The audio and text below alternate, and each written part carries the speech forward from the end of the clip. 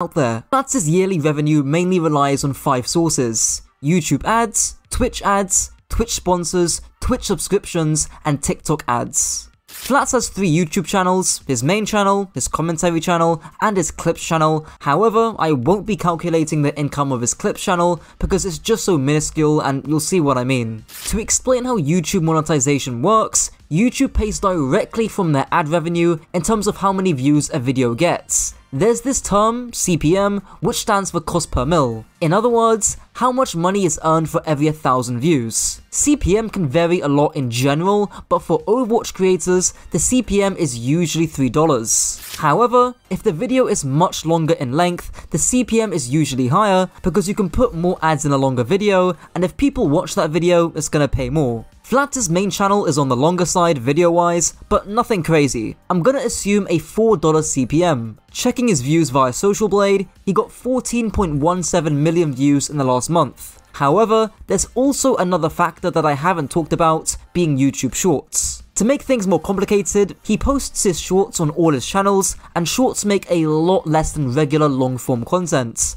Unfortunately, there's no way to see how many short-form views Flats has gotten specifically, so I'm gonna have to make an assumption. I'm gonna be fairly conservative here and assume that 50% of Flats' monthly views are from shorts. Instead of discarding his shorts, I'm gonna add them to the TikTok section. This means Flats would have gotten just under 7.1 million long-form views. Now remember, CPM is the amount of money made per 1,000 views, so with a $4 CPM, we just divide that 7 million number by 1,000 and then multiply by 4. When we do that, we see Flats' main channel made just over $28,000 in a single month. If you think that is a lot, we're just getting started. On his second channel, he pulled just under 9.3 million views in the last month. Since his second channel has slightly shorter length videos on the whole, I'm gonna assume a $3 CPM. Applying that same process that I just did, we end up with just under 14k. Again, I'm not gonna bother with his third channel. Now onto his Twitch. I'm only going to be calculating the revenue Flats makes from Twitch ads / Twitch Turbo alongside the subs. Now unfortunately, Twitch Tracker doesn't track Flats' sub counts.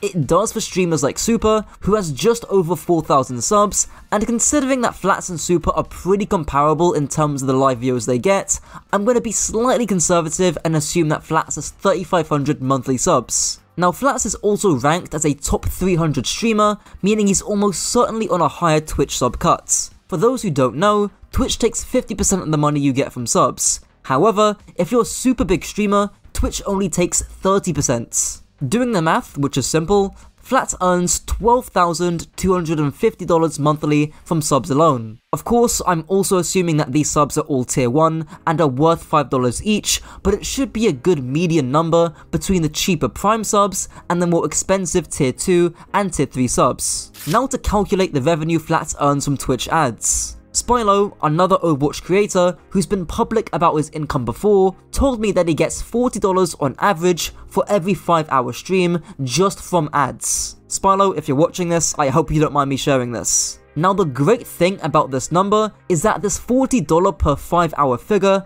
already includes people who are subbed to Spylo, and for those who don't know, if you're subbed to someone, ads don't play. This number also includes people who use ad blockers, so I think it should be fine extrapolating this number. I also looked at Mizkif's video where he was very straightforward with his income from ads, and he even said himself that mid to big size creators on Twitch make a ton from ads. I make most of my money on Twitch through ads and Twitch Turbo alone.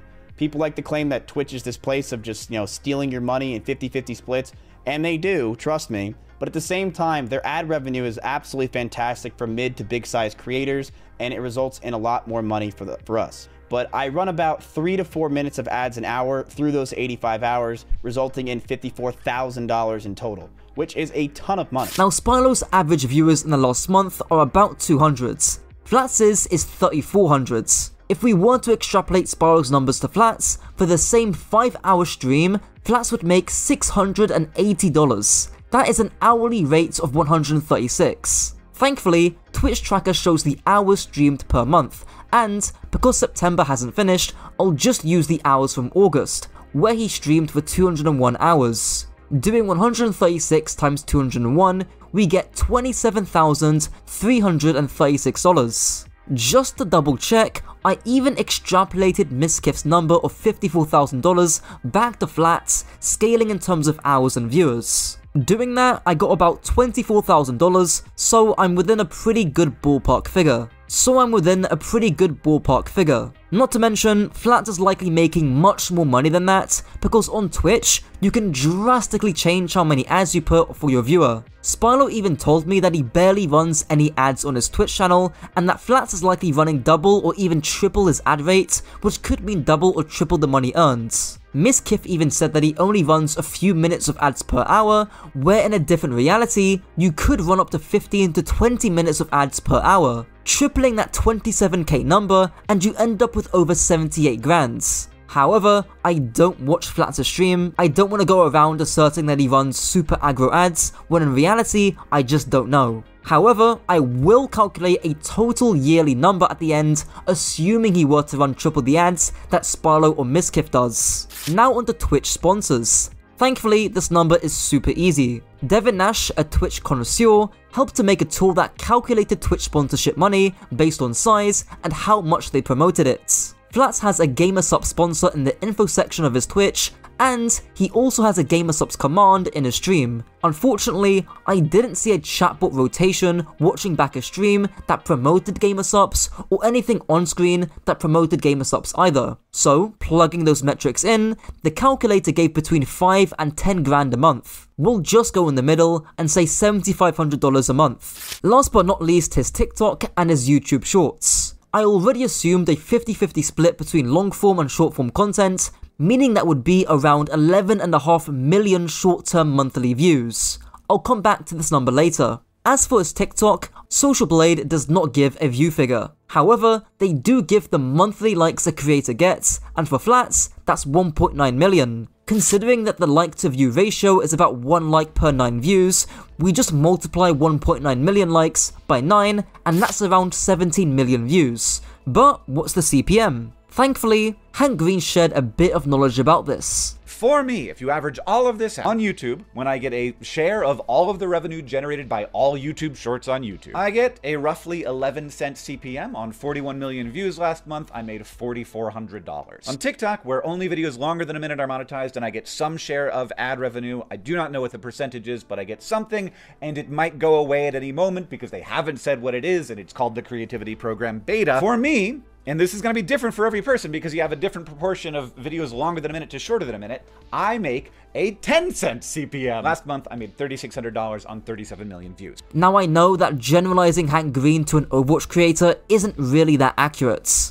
Hank has TikToks that are under a minute, which don't make anything at all. In comparison, Flats 100% makes sure that his videos are at least 60 seconds long. Still, I don't want to jump the gun and assume a much higher CPM that I just don't know. It is gaming content after all, so combining the shorts views and assuming a 10-cent CPM, Flats would have made around $2,800 from 28 million views. Again, that could be double, triple, or quadruple based on the CPM, but I'm being conservative. So, crunching the numbers, we get a staggering monthly income of $92,111. Extrapolating that to a year, we get $1,105,332. Assuming Flats puts in super aggressive ads and makes triple off of what Spilo and Mizkif makes, that number could go as high as $146,783 per month, or just under $1.8 million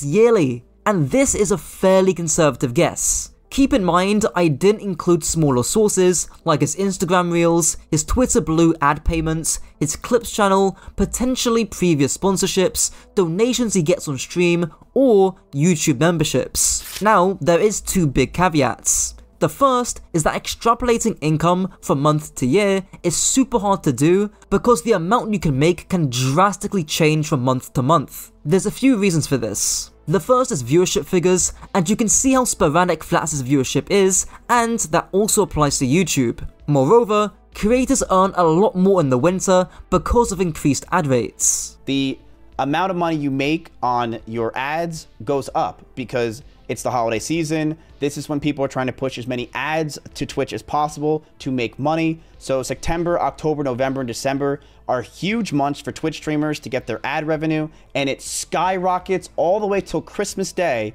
And then once it hits January, it drops 90% because no one's trying to market in January because it is after the holiday season. The second caveat is that this obviously isn't profits. Flats has got editors and thumbnailers to pay, and of course he's got taxes. But one thing is for sure, Flats is not a content creator. He's a content businessman who happens to create content. What you think of Flats is up to you. I know he's a divisive streamer, and I'm just gonna play it fairly neutral here, but I am looking forward to reading the comment section, is all I'm gonna say. Before I continue, I just wanted to say I somehow got in as a creator for DreamHack Stockholm for the finals of OWCS. This means that if you use discount code CAGER when you buy your tickets for Stockholm, you'll get 15% off. So if you're going, not only do I hope you can save a bit of money, but hopefully some of you might see me. SuperTF is without a doubt one of the biggest and most beloved content creators on the platform. Thankfully, calculating his revenue should be fairly easy, because his two main sources of income are his Twitch and his YouTube. He does have a Clips channel, but that does also post long form content. His main channel pulled 2.8 million views in the last month,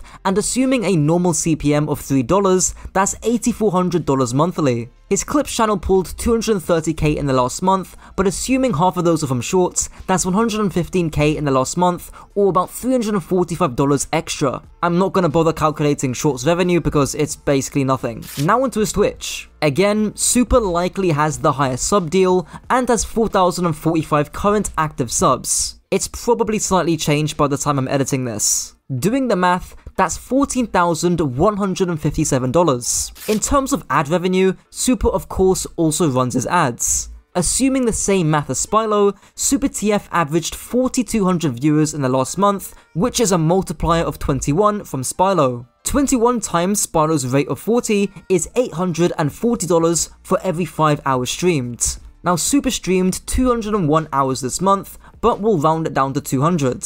Doing the math, that's $33,600 per month. Adding up all the revenue sources, Super's monthly revenue is $56,502. If we were to extrapolate that to a year, that's just over $678,000. Now I believe Super's editor, Stefe, takes half the revenue generated from Super's YouTube, which would take away about just over $4,000 from Super, or just under $50,000 per year, but it's still a massive takeaway from Mr. SuperTF. He's also done one-off sponsorships in the past, but because they're not consistent sources of income, I'm not gonna include them. Now into PGE, the biggest rising star in the Overwatch scene since ever. PGE has 4 main sources of income: YouTube ads, Twitch subs, and being on NRG Shock. PGE in the last month has pulled 1.6 million views and climbing, and assuming a $3 CPM, that's around $4,800 per month from YouTube ads alone. Now Twitch is where things get a bit tough. There's no sub number for PGE on Twitch Tracker, but I'm gonna say a fairly conservative number of 1,250 monthly subs,